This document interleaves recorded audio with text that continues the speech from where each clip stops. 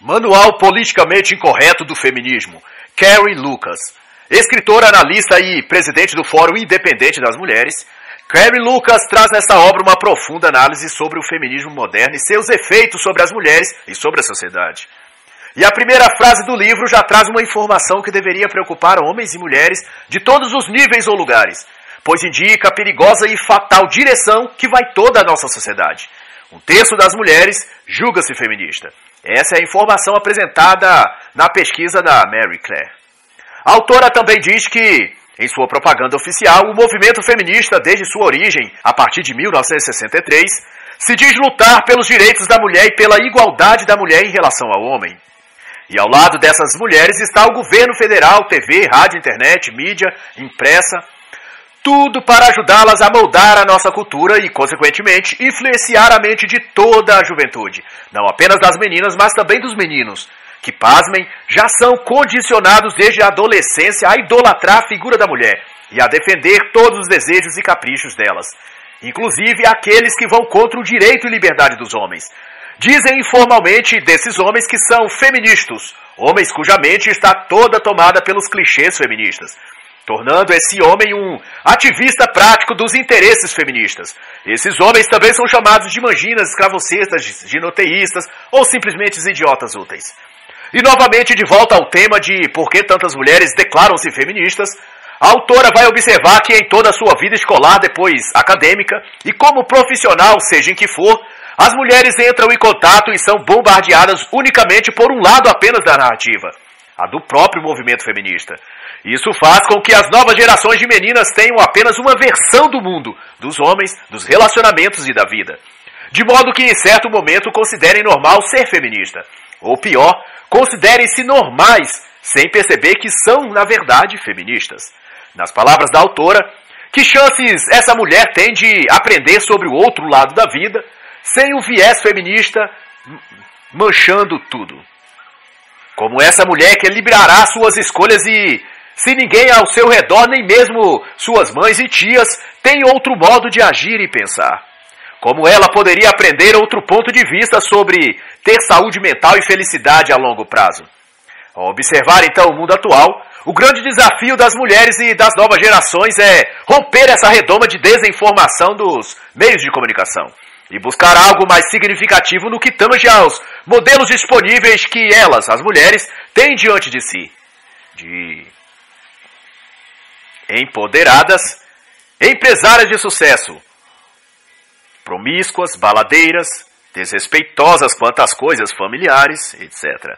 Cada mulher que quer ser honesta consigo mesmo terá de tirar da vitrine os manequins e modelos artificiais de mulher que estão expostos para ela se espelhar e seguir. Terá de enfrentar os mitos sobre os homens e sobre elas mesmas. Terá de escavar as toneladas de desinformação que a mídia e universidades despejam sobre cada mulher. E, como diz a autora, encontrar um mapa que lhe sirva de guia nesse terreno escabroso do mundo pós-feminista. Muitas das minhas colegas estão aprendendo agora, já na casa dos 30, que gostariam de ter tomado decisões diferentes quando tinham 20 anos. É o que vai dizer a autora na página 13.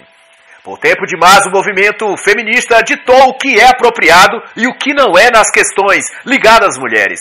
Erigiu uma ética do silêncio em torno de assuntos como os lados negativos do sexo casual, aborto, divórcio, etc. Tudo isso traz consequências às mulheres. Mas isso o feminismo não diz, vai afirmar Carrie Lucas. A visão geral do feminismo é apresentar às mulheres a visão de que os homens são inimigos das mulheres, que as oprime e tem mais vantagens em tudo do que elas.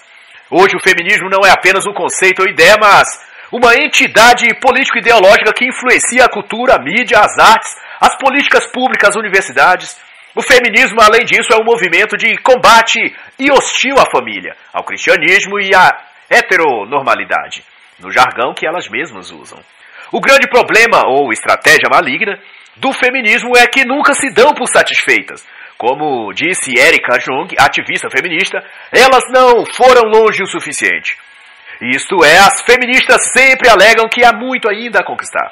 E daí, debaixo dessa cobertura ideológica, avançam como um monstro faminto cuja fome nunca se sacia. E quanto mais privilégios conseguem, mais lutam e esperneiam para conseguir mais. Exemplo disso, no dia 8 de março de 2020, Dia das Mulheres, a reportagem da Jovem Pan fez a cobertura da Corrida das Mulheres na Avenida Paulista, em São Paulo. Ao abordar diversas participantes, elas afirmavam as mesmas coisas, que muito ainda se tem para as mulheres conquistarem. E como o mainstream jornalístico é parte desse grande esquema de supervalorização da mulher, nenhuma das repórteres ousou perguntar às participantes quais coisas elas ainda acham que devem conquistar. E que tipo de opressão elas ainda acham que vivem aqui no Brasil pelos homens. Pois ficou evidente na tal Marcha das Mulheres que, na verdade, se trata da marcha contra os homens, pois todos os discursos e cartazes exibidos eram de ofensas e acusações aos homens. Outro lado relevante é que os cérebros dos homens e das mulheres são diferentes. A teoria feminista de que tudo é uma construção social não é corroborado pela realidade nem pelas pesquisas científicas. Há menos neurônios conectando os hemisférios esquerdo e direito dos homens do que há nos cérebros das mulheres. São os resultados de várias pesquisas científicas no campo da neurociência e apresentados na página 21 deste livro. E depreende-se desses estudos que as diferenças entre os sexos não são construções sociais, mas o produto de diferenças inatas, biológicas. Qualquer alegação ao contrário é, portanto, fantasias feministas ditadas por uma agenda ideológica progressista. E ao destacar a insensatez feminista, Carrie Lucas aponta, por exemplo, o fato incompreensível de as feministas alardearem a todas as mulheres que homens que abrem as portas ou se oferecem para pagar a conta, na verdade, não são cavalheiros, mas misóginos, machistas, que tratam com esses seus gestos a mulher como objeto. O fato de muitas mulheres ainda considerarem o casamento uma opção positiva em suas vidas também é vilipendiado pelos feministas, que culpam o patriarcado como causador dessa terrível vontade ou desejo das mulheres. Em outras palavras, mulher alguma pode querer casar-se ou ter uma família nos moldes tradicionais. Mas fato curioso que muitas das mulheres que apoiam ou repercutem essa cosmovisão feminista da vida, na hora de escolher um parceiro, marido, por exemplo, dão preferência a homens financeiramente superiores a elas. E, em seguida, a homens mais altos, mais fortes, decididos, ou seja, de se queixarem do machismo, do patriarcado, sempre que podem mostram-se atraídas justamente pelos tipos masculinos que, segundo a visão feminista, representam o padrão e perfil machista e patriarcal. Revelando que teoria e realidade são mundos opostos na mente da mulher feminista. E apesar do discurso, elas gostam de se sentir seguras e protegidas ao lado de um homem capaz e que resolve as coisas quando está ao lado dela. E que, é claro, pague as contas da casa e lhe proporcione estabilidade financeira. Todavia é triste a constatação de que muitas jovens deixam-se convencer pelos discursos e narrativas que só fomentam o ódio entre os sexos. Tal é a fajunta narrativa de que o homem tomar a iniciativa para cortejar ou paquerar uma mulher é algo aviltante e humilhante para ela, pois significa que o homem está acima ou tem mais poder que ela na relação. E tal é a aversão das feministas quanto a algo que deveria ser tão simples como o homem oferecer a uma mulher um gesto romântico, que até mesmo o Dia dos Namorados ou Valentine's Day nos Estados Unidos foi corrompido e tanto lá como aqui, o Dia dos Namorados é zombado em diversas universidades federais por todo o Brasil. Nos Estados Unidos, o dia é escampado por marchas feministas com cartazes dizendo celebrar o V-Day ou Dia da Vagina. E são distribuídos pirulitos em forma de vagina e declamado insultos ao homem, ao amor e ao romance, dizendo serem armas da opressão masculina sobre a mulher. Nos campos universitários do Brasil, costuma-se passar trechos da peça Monólogos da Vagina, e a audiência é incentivada a gritar palavras obscenas e de ofensas ao casamento, ao homem e à heteronormalidade. As mulheres feministas desprezam todos os valores e tradições românticas do cortejo ou da paquera do homem para com a mulher. Mas não atentam que estes costumes ancestrais têm uma razão de ser. Eles preparam homem e mulher para uma relação futura que serão baseadas naqueles elementos revelados no ato da conquista, que não são entendidos apenas pela razão consciente, mas sobretudo pela emoção e pelos sentimentos. Dizer que são atos sexistas, masculinos ou expressão de machismo inviabiliza toda a simbologia que aquilo representa e, por consequência, remove certas bases emocionais e até sensoriais que nasceriam a partir do jogo de sedução, de paquera e do cortejo. Por exemplo, o cortejo entre homem e mulher servia para testar um ao outro e demonstrar se o homem ou a mulher eram bons companheiros para uma relação de longo prazo.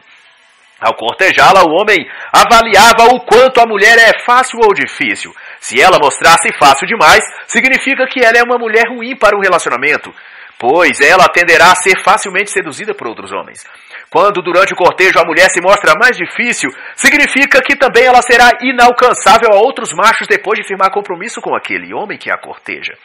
Segundo a autora, existem papéis que são assumidos e prometidos durante a dança do cortejo. Quando se dispõe a pagar a conta no encontro, por exemplo, o homem está dizendo à mulher que é um provedor capaz de sustentá-la, e ela e aos filhos que eles terão. Ao passo que quando ela aceita a iniciativa do homem, ela está prometendo ser submissa a ele, ou seja, aceitá-lo como provedor, mas tratá-lo como líder da casa e da família. O cortejo é uma troca de promessas não verbais, mas entendidas pela mente, pela alma e pelo coração. É claro que os tempos mudaram alguns desses sinais e podem mesmo requerer alguns desses acordos simbólicos do cortejo e da paquera. Quer requerer que sejam reforçados com outros sinais como conversas, diálogo, acordos prévios expressos em palavras. Contudo, fica evidente o quão errado está a visão feminista a respeito desse tema e como é criminoso e injusto elas afirmarem que tudo que vem dos homens é crime de ódio, sexismo e misoginismo. Os rituais de cortejo tradicionais davam espaço para que homem e mulher expusessem qualidades esperadas e valorizadas para a criação de relacionamentos estáveis e duradouros. É o que vai dizer a autora sobre isso. Ao tomar a iniciativa da paquera, namoro ou encontros casuais, as mulheres bradaram a si mesmas que estavam empoderadas e que estavam a exercer direitos iguais aos homens. Mas ao que se vê, não são direitos iguais. O que elas querem são defeitos iguais. Tudo que é reprovável, indigno e ruim no temperamento e atitudes masculinas, as mulheres reivindicam como direito seu também. E com isso a humanidade marcha velozmente para a sua própria ruína. Contudo, ao agirem assim, há de se refletir o que as mulheres ganharam com isso. Esse suposto igualitarismo, o que trouxe de benefício duradouro para as mulheres. O que as mulheres, em sua maioria, não percebem é que, tentando tirar o poder dos homens na parte sexual, passando elas também a praticar sexo livre e sem compromisso, na verdade elas deram mais poder ao homem. Pois antes, se um homem quisesse fazer sexo com uma mulher, tinha de cortejá-la, demonstrar seu interesse por ela, mostrar que gostava dela e prometer que assumiria quaisquer consequências que advissem da intimidade sexual entre ambos. Pois agora, depois da liberação sexual da mulher, o homem pode fazer sexo com várias sem sequer perguntar o nome delas, ou ter que assumir qualquer compromisso. Ele pode visitar a casa dela, dormir na cama e nos lençóis limpos e cheirosos, comer a comida dela e no dia seguinte não ter qualquer obrigação de ligar para ela. As lutas e dificuldades dela continuarão sendo apenas dela, pois o que ela ofereceu a ele foi sexo fácil e livre, e nisso ele fez a parte dele, dando um orgasmo maravilhoso a ela. Depois disso, o homem continuará oferecendo seus serviços sexuais no Tinder e Badoo, e a mulher cada vez mais sozinha e frustrada, pois apesar de passar a noite com muitos, não tem nenhum com quem passar a vida. E apesar de ter dividido a cama com vários, nenhum quer dividir com ela os sonhos, as alegrias e as preocupações. E essa mulher terá, enfim, de se conformar em ser vista como um mero pedaço de carne exposto na vitrine das redes sociais, esperando ser a cada final de semana retirada do espeto, degustada e devolvida no dia seguinte, para novamente ser exposta e oferecida para o próximo interessado em ter uma noite de prazer fácil e gratuito. E a autora pergunta antes de encerrar o capítulo 2. Mulheres, quais os custos e benefícios de vocês viverem assim? Os homens estão ganhando com isso, mas e vocês? O que estão ganhando? E na página 36, Carey vai elencar uma série de dicas às mulheres a fim de conscientizar algumas delas, pelo menos, das quais destaco. Ser mulher não a torna uma vítima. Você tem escolhas e consequências com as quais viver pelas atitudes que tomar. Você não tem que ser igual a todo mundo. Se está as mulheres agindo ou dizendo que está agindo de determinada maneira, você não precisa ser igual. Você deve ser dona das suas ações, pois vai colher as consequências sozinhas depois.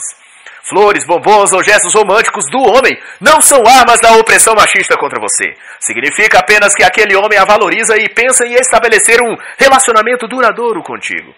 Sua idade fértil é entre 20 e 30 anos. Após isso, sua gravidez terá de ser bastante cuidadosa e custosa. Se optar por uma carreira profissional antes dos 30, saiba que estará trocando uma coisa pela outra. Prepare-se e seja capaz de assumir as consequências emocionais da sua decisão. Carrie Lucas também vai chamar a atenção para a principal bandeira feminista, que é a liberdade sexual, como meio de maior reconhecimento social da mulher. Para o feminismo, qualquer expectativa que a mulher tenha de uma relação romântica, sentimental e duradoura é uma coisa simplesmente ridícula que as mulheres devem rejeitar. E a autora então vai dizer que a liberdade sexual não é exatamente libertadora. Estudos entre mulheres indicam que certos comportamentos aprendidos pelas mulheres são fruto da pressão que as outras mulheres fazem a ela. Umas convencem as outras de algo ao expor todas as vantagens desse ou daquele comportamento, mas não dizem as consequências ou aborrecimento que elas mesmas tiveram. Contam-lhes os dias de sol e nuvens claras, mas escondem delas as vezes de tempestades e céu escuro que passaram. Isso metaforicamente falando. Todas as ações de uma mulher, vai dizer a autora, geram perspectivas sociais nela e no seu entorno. Assumir-se sexualmente ativa requer estar preparada para lidar com o contexto social e familiar que advém dessa escolha. E o que a experiência mostra é que as mulheres nunca se preparam para isso. Nunca estão prontas para lidar com os prejuízos sociais e emocionais das suas escolhas e atitudes. E isso, a médio e longo prazo, gera conflitos internos nela que, não raro, as leva à depressão e neuroses diversas. Outro fato apontado pela autora é de que os pais têm negligenciado seu papel na vida dos filhos e filhas. E isso abre margem para que elas sejam moldadas pela cultura. E isso significa a TV, a internet, os jornais, os filmes. Todos os dias, escolas e faculdades empurram os jovens e adolescentes para as drogas, promiscuidade, festas, baladas, e os pais têm entregado ao mundo a função de educar seus filhos.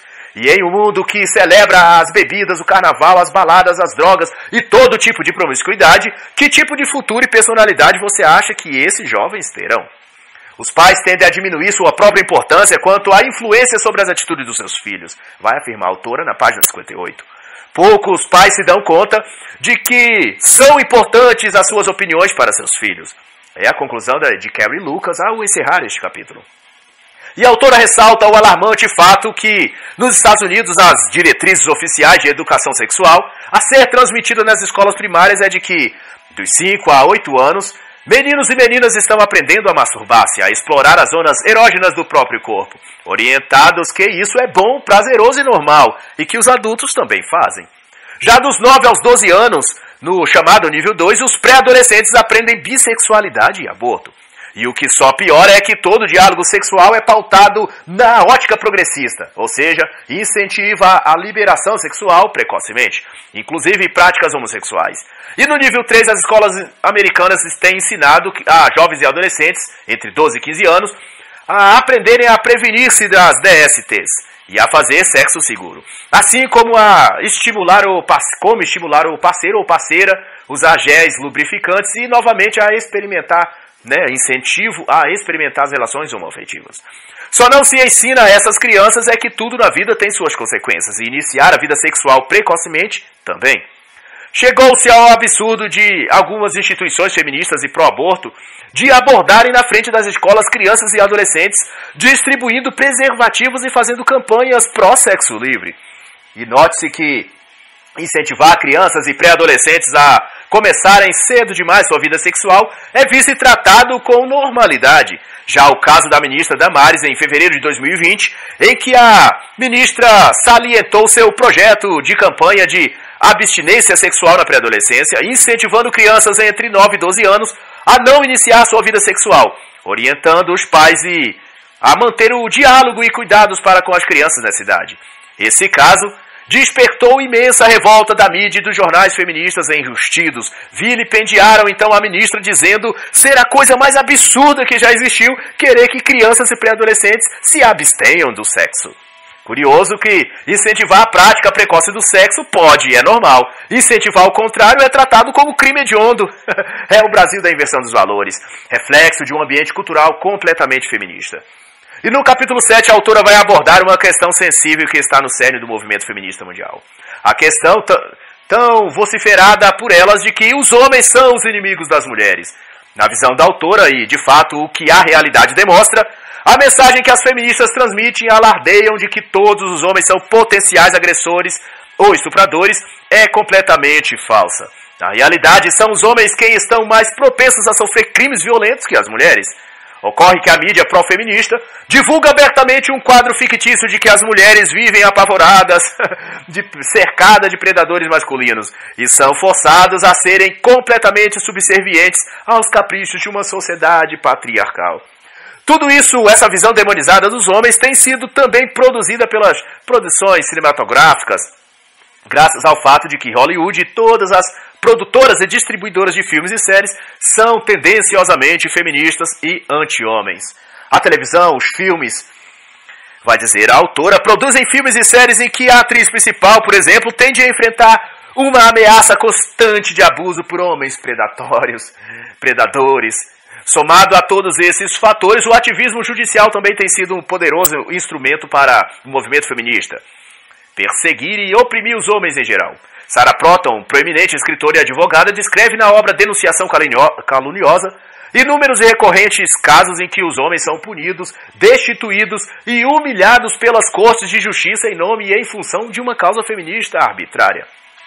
E, corroborando essa assertiva, Carrie Lucas vai dizer que leis contra assédio sexual têm se tornado piadas de mau gosto contadas por tribunais e magistrados embebidos do veneno feminista. Daí que se tem legislado contra a Constituição e Código Penal apenas para favorecer as mulheres em detrimento do homem. Vai continuar a dizer a autora. Um comentário inapropriado de um homem para uma mulher, vai prosseguir Carrie Lucas, ou um assovio do homem para uma mulher, pode ser tipificado como crime de assédio. E no capítulo 7, Carrie vai discorrer sobre o divórcio, e o curioso, segundo ela, é que se sabe que o número de divórcios tem aumentado ano após ano, mas pouco se diz da contribuição do feminismo para isso. O fato é que, se preocupassem de fato com o bem-estar das mulheres, o feminismo não as incentivariam a abandonar o casamento ou a se rebelarem contra os maridos. Ao contrário, as incentivariam a melhorar em si mesmas aquelas qualidades e características que as tornariam melhores mães, melhores esposas e seres humanos também melhores. Mas a divulgar rixosamente que o casamento é uma opressão do patriarcado sobre a mulher, o feminismo só ajuda a piorar as relações humanas. Logo, a conturbação vista e vivida nos relacionamentos atuais decorre em grande parte devido ao feminismo. Se quisessem melhorar a vida das mulheres, o feminismo simplesmente deixaria de existir. Isso com certeza seria o maior favor que o movimento feminista faria para as mulheres em todo o mundo. E a autora vai ressaltar que, apesar de as feministas sempre terem alardeado às mulheres que a verdadeira vida feliz está em a mulher ser solteira, um dos maiores ícones feministas de todos os tempos, Gloria Steinem, depois de uma vida repetindo esses jargões ridículos contra os homens e contra o matrimônio, ela mesma acabou rendendo-se ao instinto biológico e se casando. O que mostra que, apesar de todo o esforço do feminismo para negar e modificar a natureza humana e a natureza feminina, a biologia, as inclinações naturais e sentimentos reais e as expectativas mais internas por baixo da camada externa que o feminismo impõe, o rio vai sempre buscar retomar o seu curso. Isso numa visão metafórica, claro. E até a página 108, a autora vai comentar alguns dos benefícios do casamento e da vida matrimonial, na sua perspectiva, é claro, como forma de incentivar as mulheres a valorizar o relacionamento estável e duradouro. Um destes são a saúde mental, outro a sensação de segurança, emoções equilibradas, são algumas das coisas que beneficiam as mulheres no relacionamento vitalício de acordo com a autora. Vale lembrar que essa informação fornecida pela autora está embasada nas pesquisas de Waite e Gallagher, num estudo que durou anos e envolveu homens e mulheres solteiros casados e que contrairiam matrimônio no decorrer da pesquisa. E nessa mesma pesquisa, levou-se em consideração aspectos da saúde mental e emocional. A pesquisa envolveu cerca de 14 mil indivíduos adultos. E as pesquisadoras trabalharam nesse estudo no ano de 2000, e esse estudo está comentado na página 100 deste livro. Mas além desse aspecto, Carrie Lucas vai também elencar como fator positivo ao casamento maior estabilidade financeira, segurança patrimonial e várias outras. Novamente, estudos técnicos feitos com casais durante 5 anos revelou um aumento de 7% ao ano nas rendas do casal devido a estarem casados. Outros pontos também são colocados pela autora como saúde física, psicológica, diversos características nesse sentido. No capítulo 9, o tema abordado será o divórcio. E o cerne da mensagem da autora neste capítulo é que o divórcio quase nunca elimina os problemas dos quais o casal está tentando fugir, pois inúmeras vezes aquele conflito na relação decorre de uma aflição interna e pessoal de um dos cônjuges. Além disso, o divórcio afeta os filhos e cria uma série de transtornos individuais e familiares, o que denota que divorciar-se para resolver um problema pode na realidade trazer outros problemas em substituição ao primeiro. E no capítulo 10 tratará do aborto. A alegação básica feminista é que o corpo da mulher só pertence a ela, portanto ela decide se dará à luz a criança em seu ventre ou não. Segundo a ótica feminista, o direito de abortar quando quiser é a mulher ser dona do seu destino e escolha. Todavia, o ser que está no ventre da mulher também deveria ter direito à escolha. Para melhor compreender e respaldar-se quanto a esse tema do aborto, recomendo a excelente obra Contra o Aborto, de Francisco Ratzo. Esta obra é uma das que mais gosto sobre esse tema porque nela o autor evita argumentos morais e muitos religiosos e Ratzo tenta, nessa obra, se manter num debate científico, filosófico, racional e até mesmo político. Considero que é uma obra-prima do gênero. E no curto capítulo 11, em que fala do trabalho fora de casa para a mulher, a autora vai discorrer que desde Beth Friedan, em sua obra A Mística Feminina, a mulher deixar de ser dona de casa e mais de tempo integral, e mães de tempo integral, para se dedicar a uma carreira profissional de tempo integral, tem sido alardeado como a meta e realização da mulher moderna, e empoderada, claro. Mas na realidade, trabalhar fora em qualquer que seja a profissão é mais uma questão de sobrevivência e necessidade do que qualquer romantismo idealizado pelo feminismo. Veja, por exemplo, que em 1996 o Fórum Independente das Mulheres concluiu a partir de uma pesquisa que 1/3 das mulheres que estão no mercado de trabalho, caso pudessem, trabalhariam apenas meio período, para dedicar-se o outro período à família e aos filhos, e ao marido, claro. Outro terço abriria mão da carreira e trabalho fora para serem donas de casa e cuidar dos filhos em tempo integral. E apenas 15% afirmaram que gostariam, mesmo se pudessem parar, de continuar trabalhando normalmente. Estes dados e informações estão registrados na página 158 deste livro. E isso só demonstra que a propaganda feminista não apaga a alma e a essência da mulher. E no capítulo 12, a partir da página 161, Carey Lucas vai tratar sobre um dos maiores mitos do feminismo. A falácia amplamente vomitada sobre as pessoas de que as mulheres podem ter tudo e ser tudo o que quiserem. Para Lucas, essa mentira feminista ilude as mulheres e dão a elas uma falsa impressão de que a vida e o mundo são mais fáceis e favoráveis do que realmente são. O que toda mulher precisa compreender é que ter escolhas exige fazer escolhas. É o que vai dizer a autora. Sucesso profissional, carreira política, trabalho, profissão, tudo isso demanda sacrifício e dedicação. Vai continuar a dizer a autora. Ela também enfatiza que ninguém pode ter tudo e tudo o que alguém consegue só o faz em sacrifício de uma outra coisa. Ninguém pode abraçar o mundo tudo de uma vez.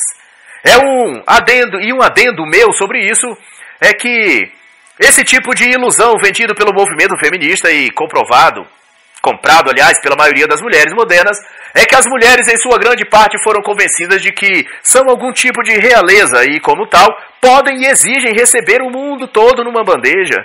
Daí elas se iludem tentando ter tudo ao mesmo tempo, sem perceber que algumas coisas só se tem à custa de abrir mão de outras.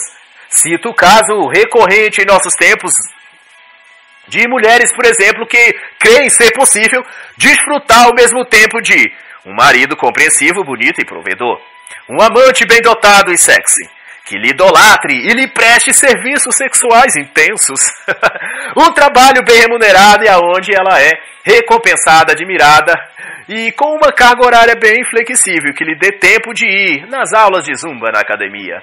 E também que ao chegar em casa na calada da noite de sexta-feira após um happy hour com as amigas, o marido lhe receba em casa com um abraço, um beijo e uma janta quentinha, pronto para ela desgustar. Esse tipo de vida não é possível, nem é realista em lugar algum do mundo. Porém, vejo muitas mulheres tentando construir esse mundo de prazer para si. Daí querem casar, mas não querem abrir mão do Tinder e do Badoo. Querem ter filhos, mas não querem ter estrias e celulite e nem gastar tempo educando os filhos. Querem ter um trabalho, mas todos têm de ser solícitos às suas faltas por causa de dor de cabeça e de TPM e seus casos conjugais na empresa. E apesar de manter um comportamento vulgar nos corredores da empresa, exige que todos a olhem como mulher empoderada e forte. Os conflitos sempre virão como consequência das escolhas que fazemos, vai dizer Carrie Lucas. Um benefício só vem em função do sofrimento de ter aberto mão de algo que também se consideraria importante em um outro aspecto. As mulheres têm de entender que não é possível elas terem tudo ao mesmo tempo. Elas simplesmente precisam escolher algumas coisas e abrir mão de outras. E aceitar que a vida é assim. Conviver com isso é prova de maturidade. E seria o verdadeiro empoderamento da mulher. E com essas palavras encerra a análise do livro O Manual Politicamente Incorreto do Feminismo, de Carrie Lucas.